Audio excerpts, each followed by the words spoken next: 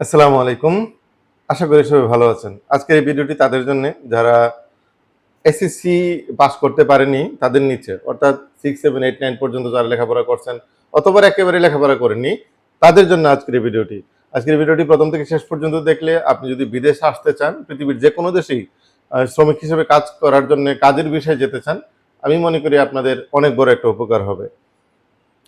তো আমি মনির আছি আপনাদের সাথে। আপনারা দেখছেন আরবিআর ট্রাভেল অ্যান্ড ট্যুরিজমের পক্ষ থেকে আজকের এই ভিডিও। আপনি যদি ইউটিউব থেকে ভিডিওটি দেখে থাকেন অবশ্যই সাবস্ক্রাইব করে দেবেন। আর ফেসবুক অথবা টিকটক কিংবা ইনস্টাগ্রাম থেকে দেখলে অবশ্যই ফলো করে দেবেন। চলে আসে মূল কথায়। দেখুন, আমরা যখন বিদেশ যাওয়ার প্ল্যান করি, বিশেষ করে বাংলাদেশ থেকে, হুট করেই প্ল্যান করি এবং হুট করেই পাগল হয়ে যাই বিদেশ আসার জন্যে। ওই আশেপাশের দালাল কে আছে, যাকে টাকা দিলে তাকে তার কাছ থেকে আদায় করতে পারবো। এই ধরনের চিন্তাভাবনা থেকেই ১ম শুরুটা হয়। অথচ আমরা যদি দেখি যে যারা টাকা পয়সা মাইর খাইছে বিদেশ আসার জন্যে, বেশিরভাগ ক্ষেত্রে কিন্তু এই ভুলের কারণেই হয়েছে। তো কোন পদ্ধতিতে গেলে আপনি ৫০,০০০ না ২০,০০০ টাকাও যদি কাউকে দেন, সেটা আপনার লস হবে না, টাকা রিটার্ন পাবেন। অথবা আপনার বিদেশ যাওয়ার যে মিশনটা সেটা সাকসেস হবে। এই ব্যাপারটা নিয়ে অন্য একদিন কথা বলবো। বাট আজকে কথা বলবো, আপনি যখন বিদেশ যাওয়ার প্ল্যান শুরু করলেন, তখন ১ম ধাপটা আসলে আপনার কি? ১ম ধাপটা হচ্ছে আপনি কোন বিষয়ে যাবেন? আসলে আপনি পারেনটা কি? আপনি যদি কোনো কাজ নাই পারেন, সেক্ষেত্রে আপনি একেবারেই নিম্ন শ্রেণীর, মানে একেবারে নিম্ন শ্রেণীর কোনো একজন মানে কি বলে এটাকে? শ্রমিক হয়ে বিদেশ যাচ্ছেন। আপনি ভালো টাকা ইনকাম করবেন সেটা আশা করেন কিভাবে? আপনি কোনো কাজ জানেন না। আপনি জাস্ট মনে চাইলো বিদেশ যাবো, চলে আসলেন। এখানে যে লোকটা আ ৫০,০০০, ৳১,০০,০০০, ৳১,৫০,০০০ কামাচ্ছে বা ইনকাম করতেছে, আপনি হুট করে এসেই তার সমান টাকা কিভাবে ইনকাম করবেন? এর একমাত্র উপায় হচ্ছে আপনি একটা কাজ শিখে আসা। তো একটা কাজ যখন আপনি শিখে আসবেন, আপনি ধরে নিতে পারেন আপনার ৪ বছর আগে যে আসছিল বিদেশে, তার চাইতে আপনি ভালো কিছু করতে পারবেন যদি আপনি কাজ শিখে আসেন।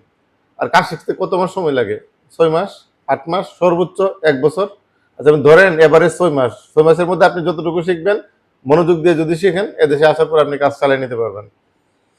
তো এই ৬ মাস তো আপনি অপেক্ষাই করা লাগবে ভিসার জন্যে। আপনি প্ল্যান করেন, অন্তত যখনই প্ল্যান মাথায় আসছে যে আমি বিদেশ যাব, কাজ শেখা শুরু করেন। ভিসার চিন্তা বাদ দেন। আপনি ২-৪ মাস ৫ মাস কাজ শেখেন, এরপরে ভিসার জন্য চেষ্টা করেন। তো ভিসা আস্তে, আস্তে আরো ২-৪ মাস চলে যাবে। এ ফাঁকে আপনি এক্সপার্ট হয়ে গেলেন। তো এই যে মানে এই কথাটাই আমি গত ১ বছর যাবৎ আপনাদেরকে বলার চেষ্টা করতেছি, বোঝানোর চেষ্টা করতেছি। আমি আসলে কারো কাছ থেকে এমন সাড়া পাচ্ছি বলে মনে হয় না। আপনারা চান যে ইনস্ট্যান্ট বিদেশ চলে যাবো। আজকে বলছি কালকে চলে যাবো। বাস টাকা আর টাকা। তো কি কাজ শিখবেন? আপনি আসলে কোন কাজের উপযুক্ত? এটা কিভাবে বুঝবেন? এটা বোঝার জন্যে আসলে যদি আমাকে প্রশ্ন করেন যে ভাই আমি আসলে কোন কাজ শিখবো? এটার কোনো সলিউশন নাই। একেক মানুষ একেক ধরনের এক্সপার্ট থাকে। আপনি আসলে কোনটা ভালোবাসেন? কোন কাজটা করতে আপনার ক্লান্ত লাগে না?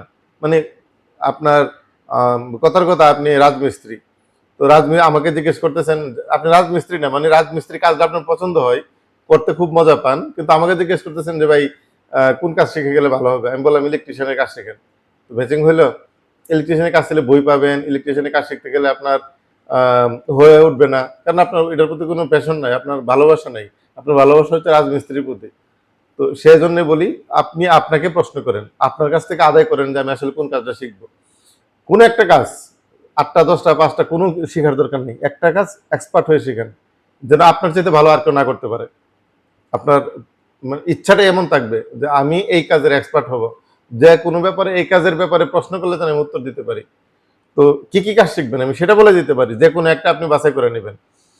ইলেকট্রিশিয়ান, প্লাম্বার, ডাকম্যান, shuttering carpenter, steel fixture, mason, scaffolder, এই যে কাজগুলা, এগুলা হচ্ছে বর্তমানে বিশেষ করে যদি দুবাই আসতে চান, তাদের জন্য সবচাইতে উপযোগী।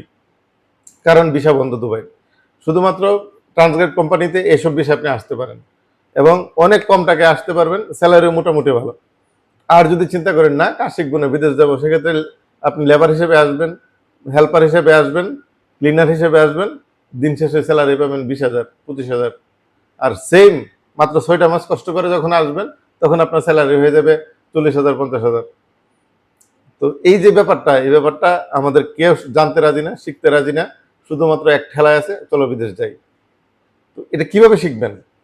প্রথমত আপনি ১-২ মাস আহ, আপনি হেল্পারি করেন বাংলাদেশের বিভিন্ন বিল্ডিং এ, মানে যে কাজটা শিখতে যাচ্ছেন প্রয়োজনে হেল্পারি করেন, ওখানে শিখেন ১-২ মাস। টাকা কি দিল না দিল ওটা বিষয় না। এরপর আপনি ভর্তি হয়ে যান কোনো একটা ইনস্টিটিউটে ৬ মাসের জন্য। ওখানে আপনার ২০-৩০ হাজার টাকা নেবে। এমনকি বাংলাদেশ সরকারের বহু প্রকল্প আছে শেখার জন্য, প্রত্যেকটা জেলায় জেলায় আছে। আপনি ওখানে চলে যান, ভর্তি হয়ে যান। যদি না পারেন অন্তত প্রাইভেট ভাবেও হইলেও শিখেন। ঢাকাতে অনেক ইনস্টিটিউট আছে যেখানে আপনার শেখানোর পরে বিদেশ পাঠায়, তারাই বিদেশ পাঠায়। যেখানে খুশি সেখানে শিখেন, কিন্তু শিখেন। শিখার পর আপনি বিদেশের জন্য ট্রাই করেন। আপনি যে দেশেই যান কাজও পাবেন, মানে নিশ্চিত। কেউ বলবে না। আপনি আপনি আসার পরে কথার কথা আপনার কোম্পানি পাইলেন না, কোনো না কোনোভাবে হয়তো আপনি আপনি যেমন চাচ্ছিলেন সেমন পান নাই, কাজের অভাব হবে না, গ্যারান্টি আপনি কাজ পাবেনই। এবং সাধারণ শ্রমিকের চাইতে আপনি অন্তত ২০,০০০ টাকা বেশি পাবেন। এটা শেখার জন্য কতটুকু কি দরকার, কি আহামরি বাজার দরকার? শুধুমাত্র ১৫-২০ হাজার টাকা বা ৩০,০০০ টাকা হলে আপনি শিখতে পারতেছেন। আর বিদেশ আসার সময় আমি জাস্ট একটা উদাহরণ দিচ্ছি আপনাদের। আপনি যদি দুবাই আসতে চান এই মুহূর্তে, জাস্ট এই মুহূর্তে যদি আপনি হেল্পার হিসেবে আসেন, আপনার ৩ লাখের উপরে টাকা লাগবে।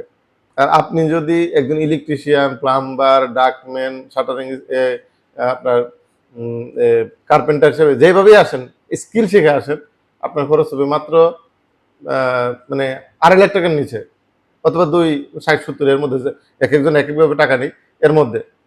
তো টাকা মানে আপনার খরচ লাগতেছে কম, আর ইনকাম করতেছেন বেশি, অথচ আমরা মানে এদিকে নজর দেয় না।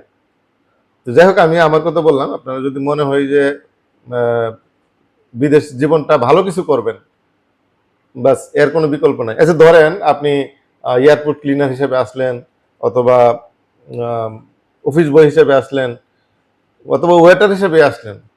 আপনি ৫ বছর বিদেশ করার পরে দেশে গিয়ে কি করবেন? কি চা বিক্রি করবেন?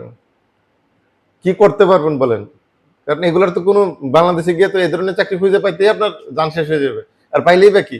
আপনি ৪ বছর ৫ বছর এদেশে কাজ করার পরে দেশে গিয়ে আবার কি ওয়েটারি করবেন গিয়া? ওয়েটারি বলতে আমি 5 স্টার হোটেলে ওয়েটারি বোঝাচ্ছি না। বাংলাদেশে যে হোটেল রেস্তোরাঁগুলো আছে এগুলোতে মানাইবে আপনারে? তখন কি করবেন? আবার বিদেশ আসবেন। আর যদি আপনি ইলেকট্রিশিয়ান হিসেবে আসেন, অথবা প্লাম্বার, অথবা কার্পেন্টার, মেশন, যেটাই করেন, আপনি যখন এদেশে ৪-৫ বছর কাজ করে যাবেন, বাংলাদেশে গেলে আপনি কি হবেন? হেড মিস্ত্রি, ফোরম্যান। আপনি জাস্ট ঘুরবেন আর কাজ করাইবেন। আপনি প্রজেক্ট আপনার নিজে প্রজেক্ট নিয়ে করাইতে পারেন, কারণ আপনি অলরেডি দক্ষ হয়ে ফিরবেন। মানে বাংলাদেশ থেকে যে দক্ষতা নিয়ে আসছিলেন তার ২-৩ গুণ বেশি এক্সপিরিয়েন্স, দক্ষতা আপনি এদেশ থেকে গেইন করে আবার বাংলাদেশে গিয়ে কাজ করতে পারবেন। মানে আপনি চাইলে বাংলাদেশে আর না আসলেও চলবে, বাংলাদেশে থেকে যেতে পারবেন। আর যদি কাজ না শিখে আসেন, এই যে ২-৪ বছর, ১০ বছর, ১৫ বছর যাই করবেন করবেন, দেশে গিয়ে আবার সে আগের মতোই। যদি মনে করেন যে কথাগুলো আপনার জন্য ভালো, এখনই মানে প্রিপারেশন নেন, আজকে থেকেই শুরু করেন যে কিভাবে কি করবেন। হ্যাঁ, আপনি সিদ্ধান্ত যখন ফাইনাল করবেন যে ভাই আমি ঠিক আছে তাহলে আমি ইলেকট্রিশিয়ান হব, দেন আপনি আমার সাথে যোগাযোগ করতে পারেন যে ভাই কোন জায়গায় গেলে ভালো হবে। আমি দেখবো, আহ, ঘাটাঘাটি করে দেখবো যে আপনি কোন জেলার, সেই জেলাতে কোন প্রতিষ্ঠানটা ভালো, ওটাতে আপনি করেন। এটা আমাকে জিজ্ঞেস করার দরকার নাই, কারণ এখন ইন্টারনেটের যুগ। আপনি চাইলে মোবাইল দিয়ে সবকিছু জানতে পারেন, দেখতে পারেন যে কোনটাতে গেলে ভালো হবে। তো এই হচ্ছে আজকের ভিডিও। অলরেডি যারা এক্সপার্ট, মনে করেন যে ৪-৫ মাস যাবত আপনি কোন একটা কাজ করতেছিলেন। কি কি কাজ? Electrician, plumber, mason, carpenter, still fixer, এই ধরনের যে কাজগুলো আছে এই কাজগুলো অলরেডি আপনি পারেন। হয়তো আর আর কিছুটা আপনার ট্রেনিং করে নিলে হয়ে যাবে। সেক্ষেত্রে আপনি আমার সাথে যোগাযোগ করতে পারেন।